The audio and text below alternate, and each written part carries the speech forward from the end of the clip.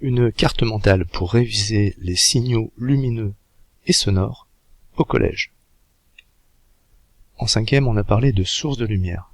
Et on a vu qu'il y a deux types de sources de lumière. Les sources primaires, par exemple les lampes, les étoiles, les éclairs, et les sources secondaires, les objets diffusants qui vont recevoir de la lumière et qui vont se contenter de la réémettre, soit en totalité, soit partiellement. Par exemple, les planètes sont des objets diffusants et nous-mêmes, nous sommes des objets diffusants.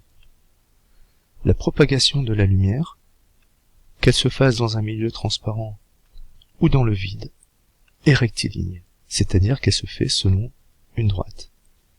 On peut représenter cette propagation par un segment fléché, et ce segment fléché porte le nom de rayon lumineux.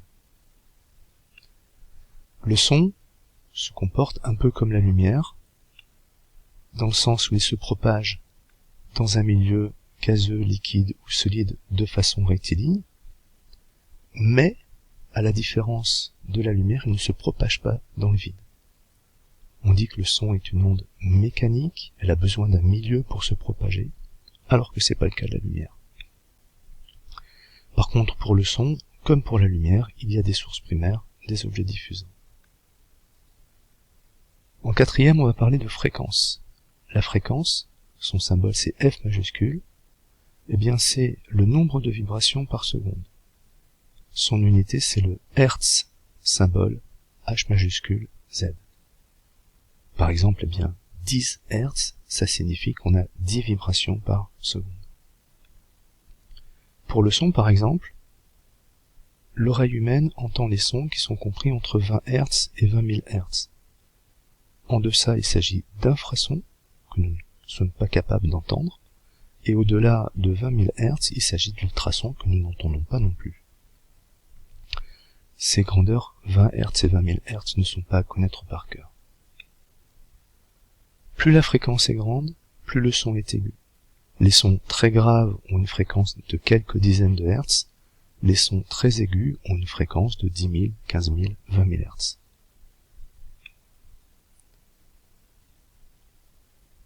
La vitesse de propagation, comme la vitesse de déplacement d'un objet, s'exprime en mètres par seconde. Elle est beaucoup plus grande pour la lumière que pour le son. Par exemple, 340 mètres par seconde dans l'air pour le son, 300 000 km par seconde pour la lumière dans l'air. Ces deux nombres ne sont pas à connaître par cœur. La vitesse de propagation dépend du milieu de propagation.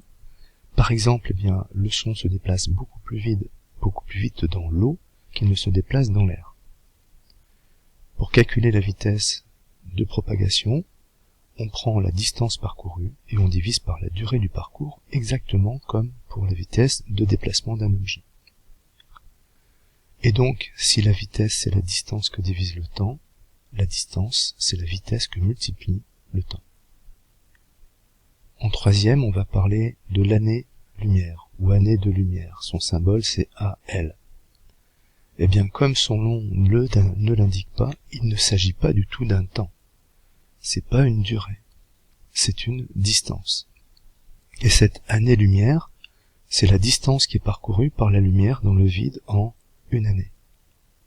C'est une grandeur qui est très très grande. C'est une très très grande distance, et elle est principalement utilisée en astronomie.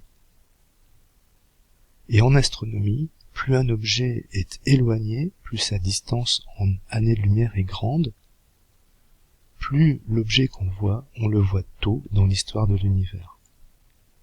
Par exemple, eh bien, si je regarde un objet qui est distant de 10 années-lumière, en fait, je vois cet objet tel qu'il était il y a 10 ans.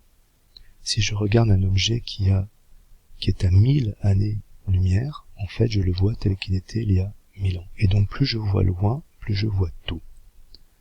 Pourquoi est-ce qu'on s'intéresse à ces signaux lumineux et à ces signaux sonores ? Eh bien, c'est tout simplement parce qu'ils sont porteurs d'informations.